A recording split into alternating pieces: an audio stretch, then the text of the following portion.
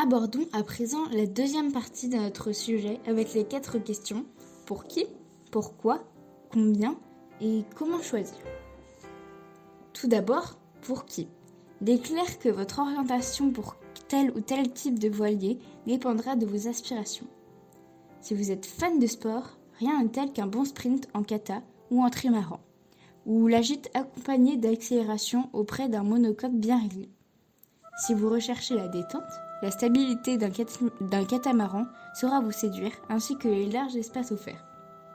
En revanche, si vous êtes plutôt en quête d'évasion et de découverte, le programme de navigation peut vous pousser vers un monocoque, en particulier si vous recherchez des escales dans les ports et les navigations dans les pays plus au nord. Notre deuxième question, pourquoi, sous-entend d'autres interrogations. La vitesse implique un choix de matériaux plus légers, tout en restant résistant et performant. Les formes de coque, la présence de foils, ainsi que la dimension et la texture des voiles auront une incidence certaine.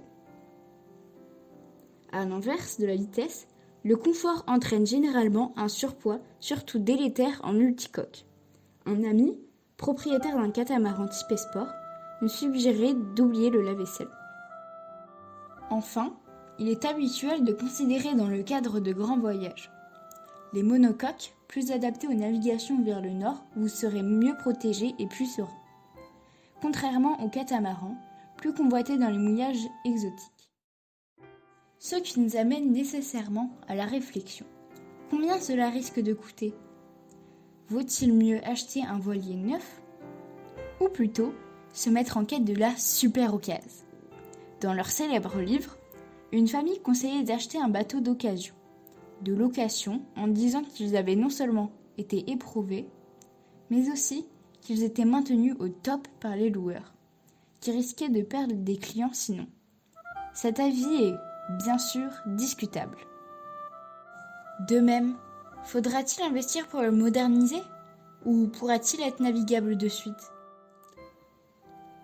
Dans tous les cas, et même en ayant une certaine expérience des achats de navires, quand la question de comment réaliser l'achat du voilier de ses rêves se pose, nous vous conseillons vivement, à la fois, de très bien se faire accompagner, en ayant plusieurs avis de plusieurs personnes différentes. Choisissez scrupuleusement votre broker et votre expert, car nous l'avons découvert trop tard. Il existe des réseaux bien huilés de vente de bateaux, et cela vous évitera de devoir faire appel à des huissiers ou des avocats.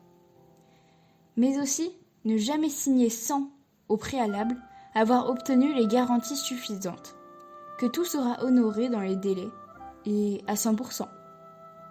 En bref, attention aux entourloupes.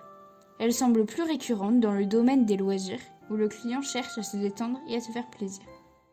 En conclusion, avant de passer au mono ou au multicoque, nous vous encourageons à vous poser ces questions. Quelles sont vos envies et vos besoins? Quel est votre programme et votre budget? Et petit conseil d'amis, si vous voyez ceci, soyez très prudents. Nous vous expliquerons pourquoi et ce qui nous est arrivé à Cagny-en-Roussillon dans une prochaine vidéo. Alors n'hésitez pas à cliquer sur like, pouce vers le haut, et à vous abonner pour connaître d'autres conseils et aventures.